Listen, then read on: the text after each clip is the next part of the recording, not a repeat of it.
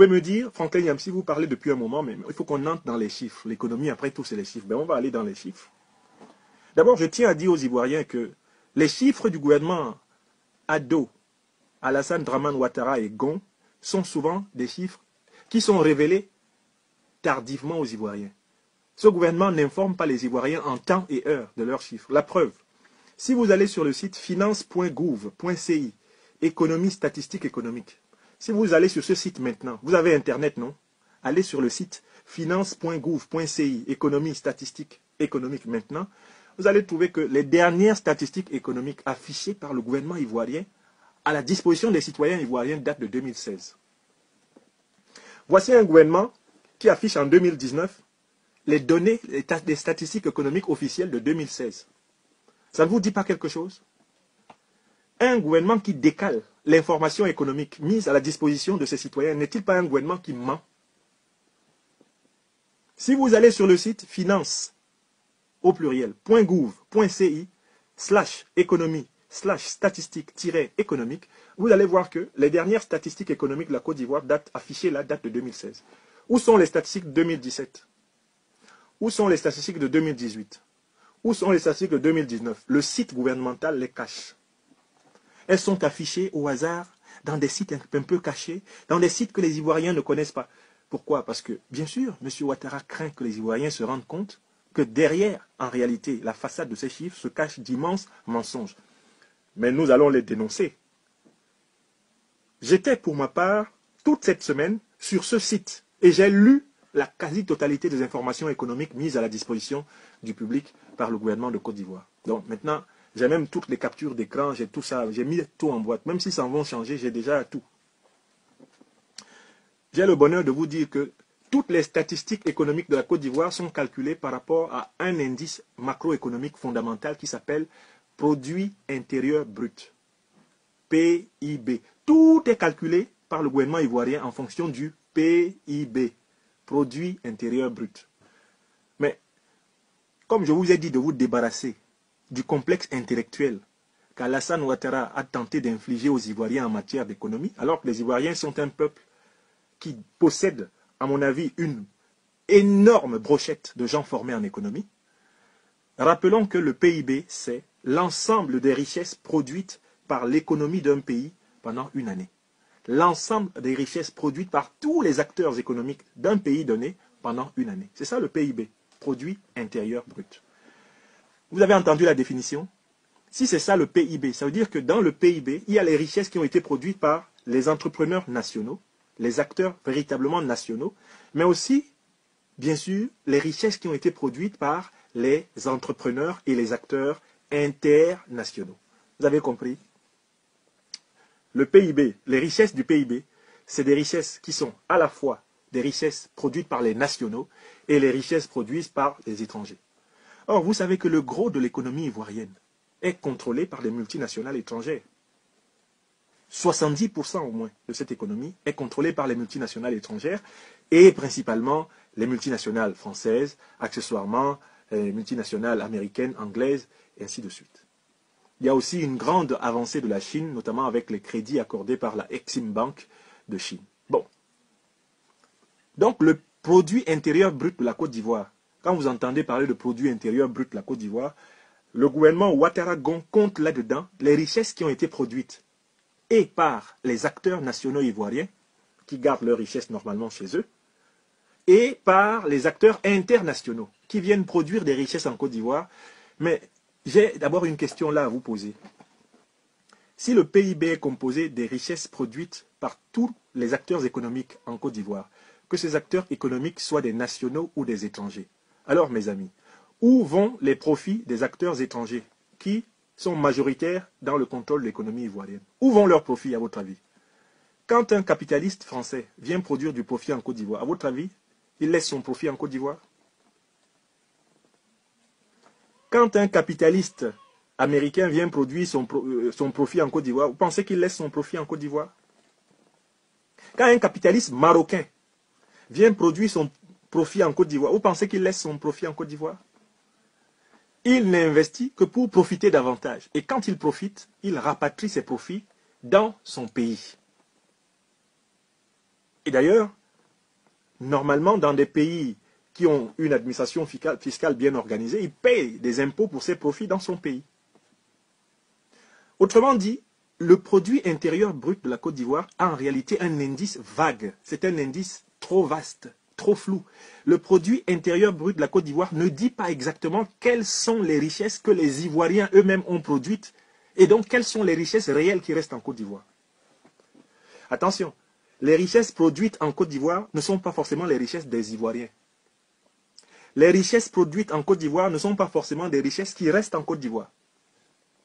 La Côte d'Ivoire est une mamelle que les gens viennent téter. Et le lait de la Côte d'Ivoire est exporté. Donc, sur le site du gouvernement ivoirien, M. Ouattara et M. Gon, il n'y a jamais ouvertement donné un deuxième indice économique qui pourrait mieux nous renseigner sur ce qui se passe en Côte d'Ivoire. Vous savez quel indice n'est jamais clairement donné? L'indice qui n'est jamais clairement donné s'appelle PNB. Produit national brut. Vous savez ce que c'est que le produit national brut? Eh bien, certains le savent, mais je dois le dire. Il est constitué des richesses produites par les acteurs nationaux d'une économie pendant une année. C'est-à-dire, en réalité, il s'agit des véritables richesses produites par les acteurs ivoiriens eux-mêmes, dont on peut dire que ce sont des richesses qui restent en Côte d'Ivoire ou qui reviennent en Côte d'Ivoire pour ce qui est des Ivoiriens acteurs économiques dans la diaspora. Par exemple, les Ivoiriens qui sont dans la diaspora et qui renvoient des Western Union, des MoneyGram, etc., des RIA, etc. en Côte d'Ivoire, tout cela va entrer dans le produit national brut, comme des richesses qui ont été produites, en tout cas ramenées dans le pays. Bon, alors, vous devez donc vous poser la question suivante.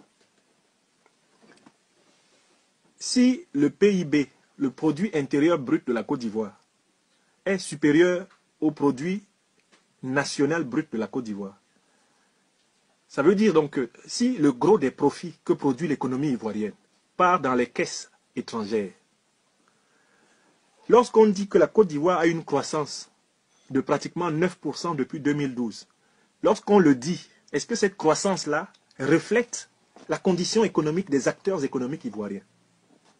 La réponse évidente à cette question est non. Le produit intérieur brut, sur la base duquel le gouvernement Ouattara calcule la croissance et se vante partout de sa croissance. Ah, on a une croissance extraordinaire. Ah, depuis 2012, on a ce produit intérieur brut, en réalité, se vante à partir de richesses qui sont rapatriées à l'étranger par les multinationales étrangères qui contrôlent la majorité de l'économie nationale. Vous avez compris? Vous avez compris? Par conséquent, ceux qui croient en cette croissance sont en réalité soit des ignorants en économie, ça peut être une excuse, soit ce sont des moutons. Ce sont des moutons d'esprit.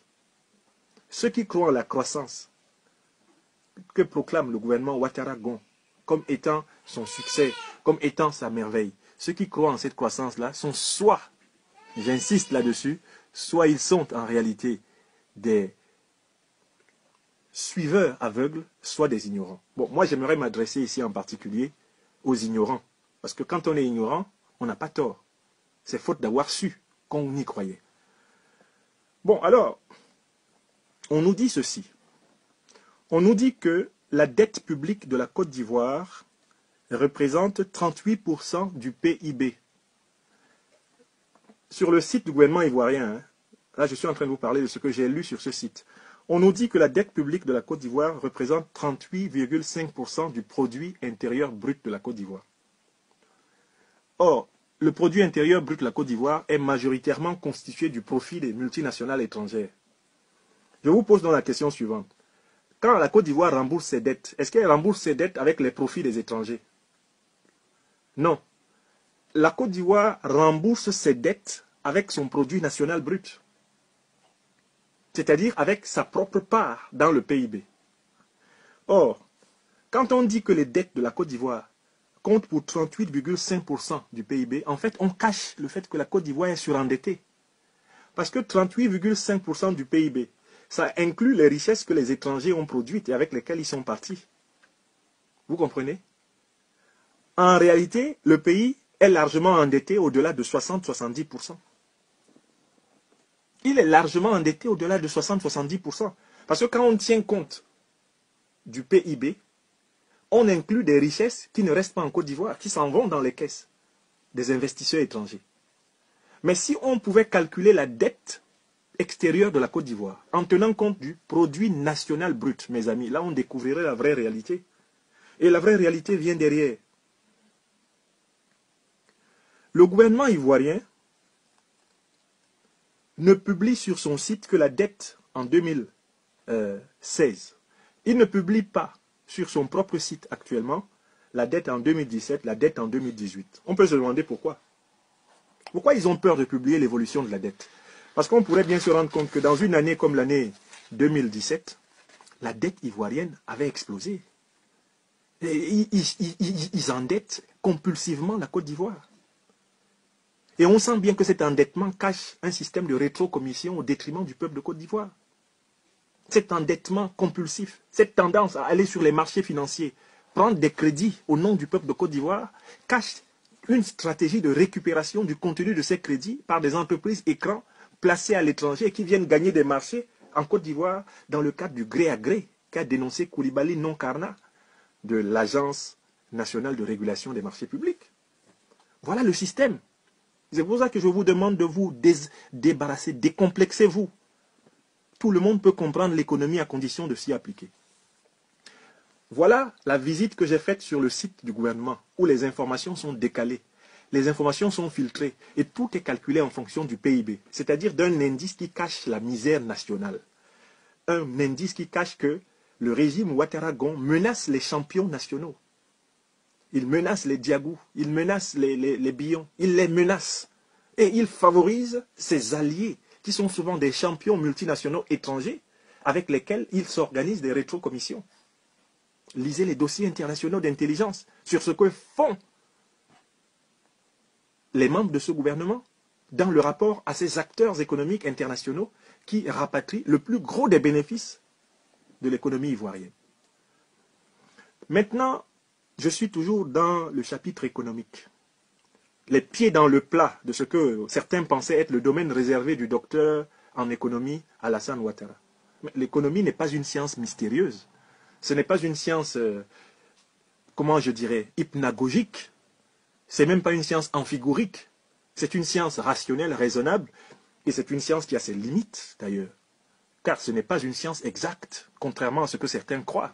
Et d'ailleurs, j'ajoute qu'il n'y a pas de science vraiment exacte. Ce serait un débat qui serait vaste. Donc nous sommes dedans. De l'économie, nous allons parler maintenant, chaque fois que nécessaire, pour désangoisser, décomplexer ceux qui avaient abandonné la question économique au régime Ouattara en se disant « Ah, c'est vraiment, dans ce domaine-là, on ne peut rien dire. Il est le meilleur. » Non, il n'est pas le meilleur. Il n'est pas le meilleur. Entre 90 et 93, il n'a pas sauvé la Côte d'Ivoire de ses problèmes économiques. Il ne l'a pas sauvé de ses problèmes politiques. Il ne l'a pas sauvé de ses problèmes culturels et sociaux. Je me souviens maintenant d'ailleurs que c'est lui qui a instauré une carte de séjour payante pour les étrangers africains en Côte d'Ivoire. Le président Ouattara, dans les années 90, c'est lui. C'est lui qui faisait ça. Avant d'être lui-même traité d'étranger dans son pays. Donc vous voyez, c'est très grave. Bon, maintenant, je reste dans le domaine économique. Je suis allé maintenant sur le site de la Banque mondiale pour voir les véritables données de la Côte d'Ivoire. Et je suis ensuite allé sur le site du Programme des Nations Unies pour le développement. Là, j'ai pleuré.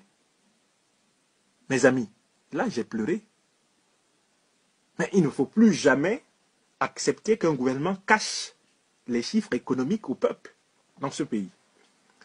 Je découvre que, en Côte d'Ivoire, en 2000, le taux de pauvreté était de 38,4% de la population.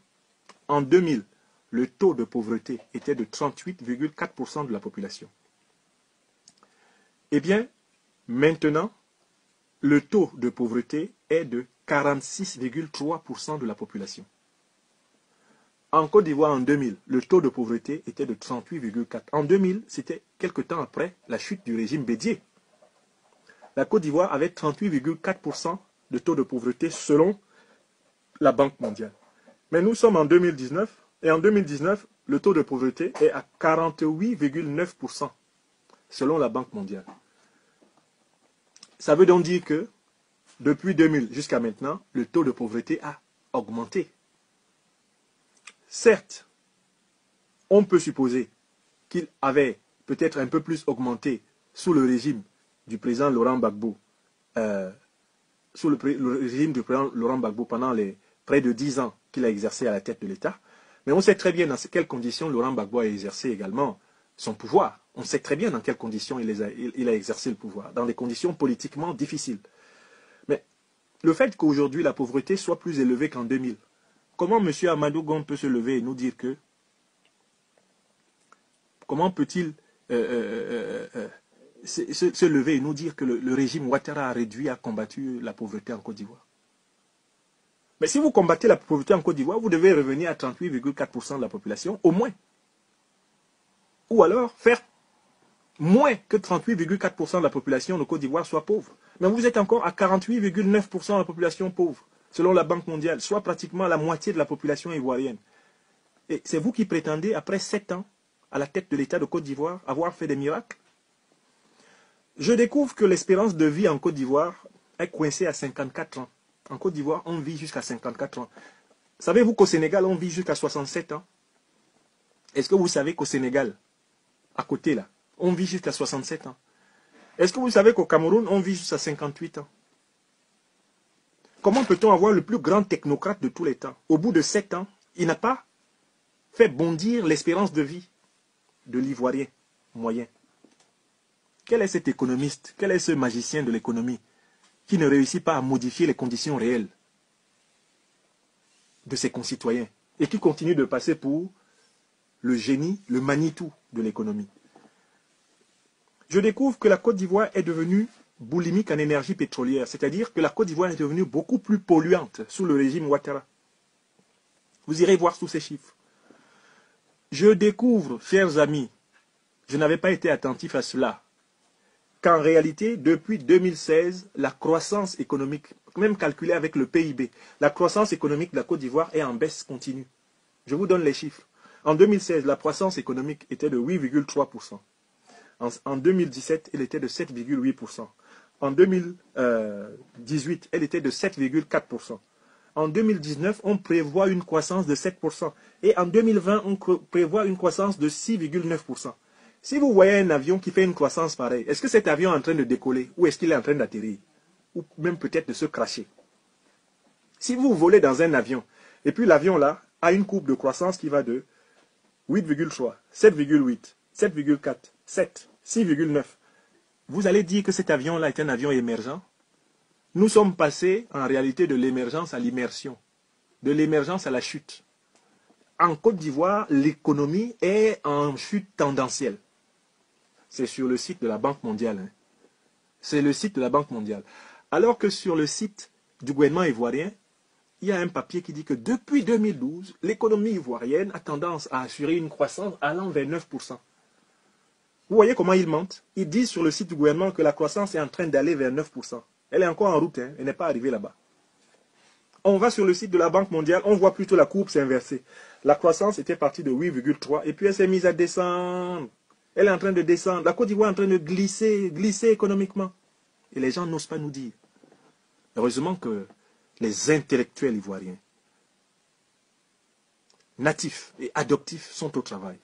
Et vous pouvez compter sur moi pour démystifier économiquement, désormais, toutes les semaines, le gouvernement Ouattara-Gon. Je dis bien démystifier, car ces gens-là, en matière d'économie, n'ont aucun mystère pour nous.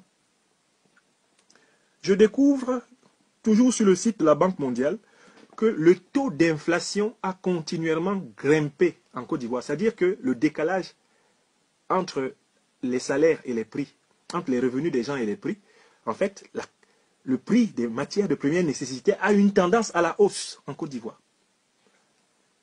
On était en 2016 à 0,7 d'inflation. On était en 2017 à 0,8. On était en 2018 à 1,7 d'inflation. En 2019, on nous annonce 2% d'inflation. Vous comprenez? L'inflation est en hausse continue en Côte d'Ivoire. C'est-à-dire que progressivement, les prix sont en train de décrocher par rapport au niveau et à la capacité de vie des gens. Donc, vous vous rendez compte? Vous devez prendre conscience du fait que les chiffres économiques que brandit le gouvernement ivoirien de M. Ouattara et de M. Amadou Gon sont des chiffres mensongers. Ce sont des écrans de fumée. J'ai découvert que la balance commerciale de la Côte d'Ivoire voit son déficit se creuser. La balance commerciale, c'est le différentiel entre l'exportation et l'importation. Mais c'est extraordinaire. En réalité, on est passé de moins 0,41 de déficit commercial en 2016 à moins 2,07 de déficit commercial en 2019. Donc le déficit commercial de la Côte d'Ivoire s'est multiplié par 4 entre 2016 et 2019. Mes amis, vous comprenez? Le déficit commercial de la Côte d'Ivoire s'est creusé en se multipliant par 4 entre 2016 et 2019. Donc, voilà les réalités économiques que M. Alassane Ouattara, le président de la République actuelle de Côte d'Ivoire, et son Premier ministre Amadou Gon cachent aux Ivoiriens. Mais l'une des incongruités qui m'a également marqué, c'est que le gouvernement ivoirien ment aux Ivoiriens à propos du taux de chômage en Côte d'Ivoire. Je recommence. Le gouvernement ivoirien de M. Alassane Ouattara, Alassane Draman Ouattara et de son Premier ministre Amadou Gon Coulibaly ment aux Ivoiriens à propos du taux de chômage. Une étude publiée par la BAD, Banque africaine de développement, en mars 2018, sous la plume de Mme Marie-Laure Akin Oloukbadé, basée sur les rapports sur les perspectives économiques en Afrique de l'Ouest, a révélé que le taux de chômage réel en Côte d'Ivoire se situe entre 70 et 90% de la population active en âge de travailler. Je dis bien entre 70 et 90% des Ivoiriens capables de travailler sont au chômage. Ça, c'est ce que la Banque africaine de développement, sur la base d'études sérieuses et internationales, a constaté. Ça a été publié dans les journaux, vous pouvez aller vérifier. Mais M. Sidi Timoko Touré, qui était alors ministre chargé de l'emploi jeune, etc., s'est permis de dire que le taux de chômage en Côte d'Ivoire était plutôt de 6,1% en 2012 et que quand nous sommes arrivés à l'époque en 2016, ce taux de chômage était tombé à 2,8%. Donc pour lui, de 2012 à 2016, on a eu un passage de 6,1% du taux de chômage des Ivoiriens à 2,8%. La BAD, qui documente à partir d'enquêtes internationales impartiales, dit de 70 à 90% des Ivoiriens en âge de travailler n'ont pas de travail fiable. Le gouvernement vient dire que c'est entre 6% et 2%. Mais, M. Touré Mamadou, porte-parole souvent très improvisé, à mon avis, l'un des plus grands paresseux intellectuels du gouvernement ivoirien.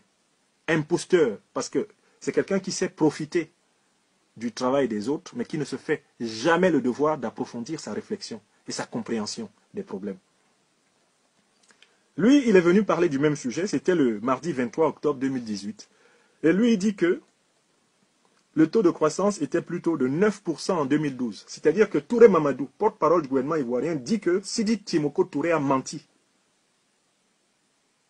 Sidi Timoko Touré disait qu'en 2012, le taux de croissance était de 6,1%. Touré Mamadou, lui, vient dire le 23 octobre 2018 que non, le taux de croissance en 2012 était plutôt de 9%. Donc voilà un gouvernement de menteurs et de contre-menteurs.